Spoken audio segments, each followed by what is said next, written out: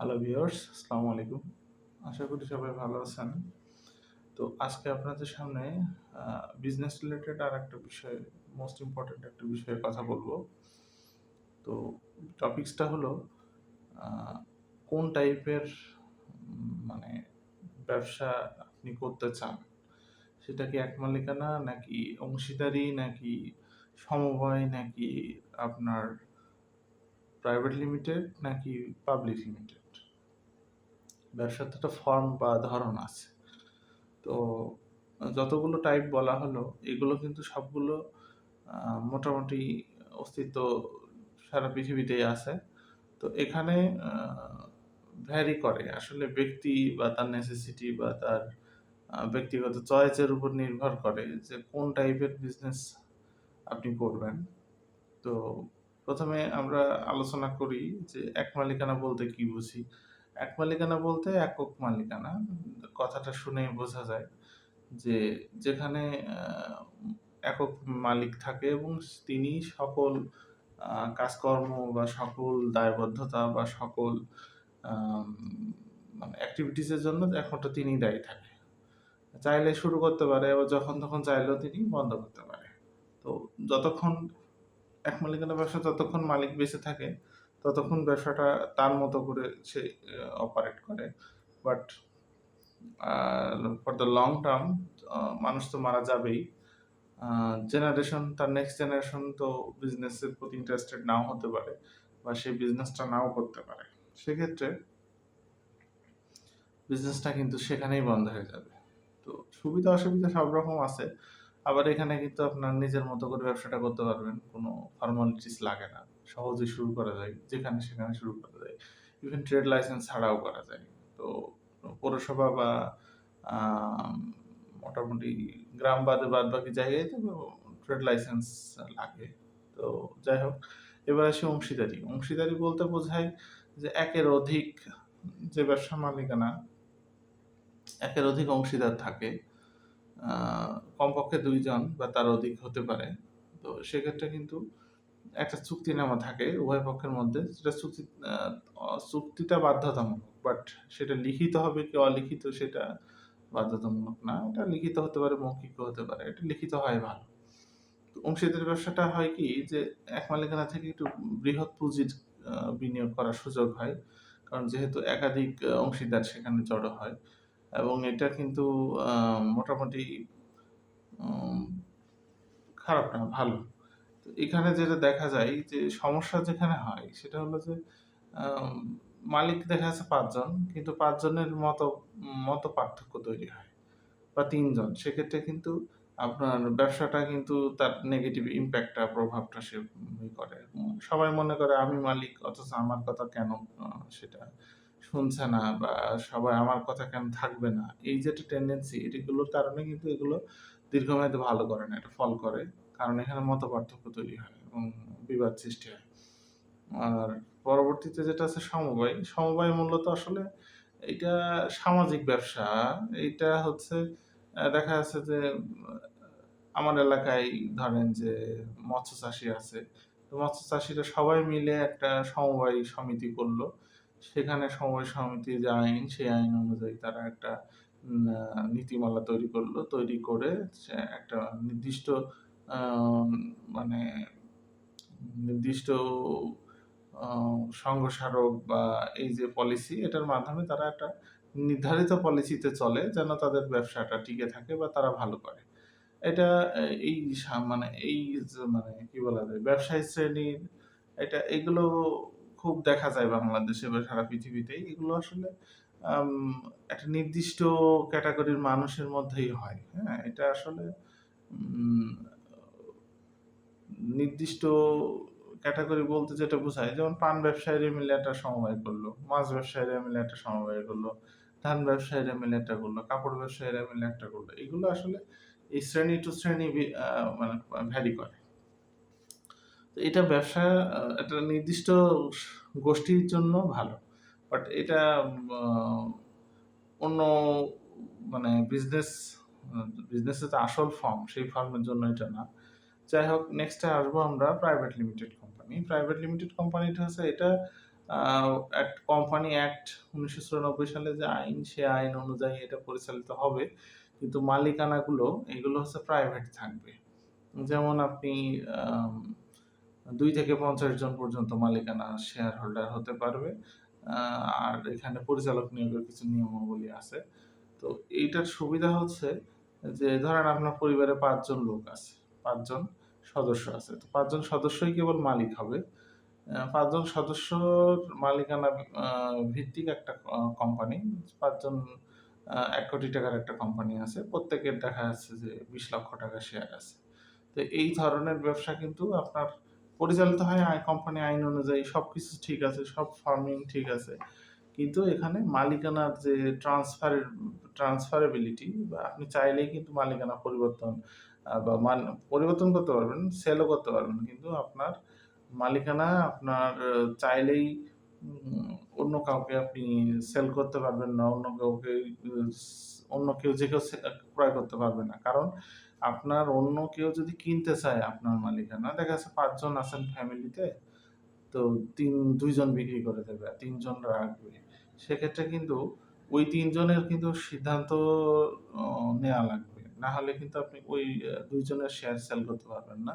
পারবেন, যদি তারা সম্মতি দেয় তাহলে পারবেন। বা যদি তারা কিনে নেয় সেটা আলাদা কথা। তো এইটা মূলত পারিবারিক ব্যবসা। সেটা কোম্পানি স্কেলে মানে নিজেদের ফ্যামিলি বা ফ্যামিলিই বলবো। ফ্যামিলির মধ্যে মালিকানা আবদ্ধ রাখার একটা আ কৌশল। কিন্তু এটা কোম্পানি ফার্মে অন্যান্য কাজগুলো সবই ঠিকই চলবে। ম্যানেজমেন্ট থাকবে, আম সব ডিপার্টমেন্ট থাকবে, সবই থাকবে। কোম্পানি যা থাকে সবই থাকবে। কিন্তু এখানে মালিকানার এখানে একটু ভ্যারিয়েশন আছে। আচ্ছা, পাবলিক লিমিটেডটা কি? প্রাইভেট এবং পাবলিকের মধ্যে তেমন পার্থক্য না। তো পার্থক্য ওই মালিকানা নিয়েই বেশি।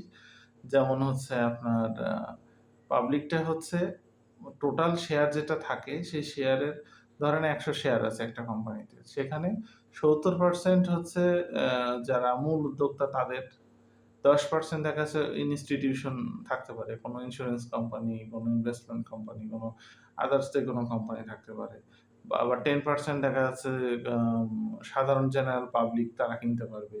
আবার 10% সরকার কিনতে পারবে বা বিদেশিরা ইনভেস্টমেন্ট করতে পারবে। তো বিষয়টা হচ্ছে যে এই কোম্পানির শেয়ার বা মালিকানা এটা হচ্ছে পাবলিকলি ট্রেড করা যায়, পাবলিকলি কেনা যায় বা যে কেউ কিনতে পারে যদি তার সেই ভ্যালিডিটি থাকে। এটা পাবলিকলি ট্রেড করা যায়, সহজে সেল করা যায়, সহজেই আপনার কম বেশি করা যায়।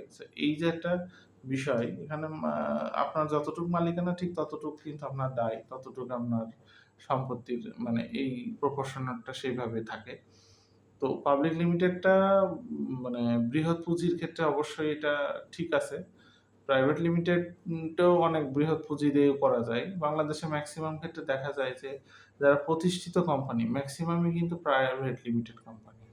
যেমন আপনি দেখেন বিআরবি ক্যাবল আছে, আবুল খায়ের আছে, তারপরে হচ্ছে এসিআই আছে, আকিজ আছে, সিটি গ্রুপ আছে। তারা কিন্তু আম তাদের কোনো পার্ট পাবলিক করতে পারে। কিন্তু মেক্সিমাম ক্ষেত্রেই দেখা যায় যে তারা কিন্তু প্রাইভেট লিমিটেড কোম্পানি। কারণ তারা দেখা যাচ্ছে যে কোম্পানি সিটি গ্রুপের কথার কথা যে তাদের ৫ জনের মালিকানা, বাট বাকি যে ফাইন্যান্সিং তাদের লাগে সেই ফাইন্যান্সিং কিন্তু তারা ব্যাংক লোন থেকে নিতে পারছে। তো সেক্ষেত্রে প্রাইভেট হওয়ার একটা সুবিধা কি?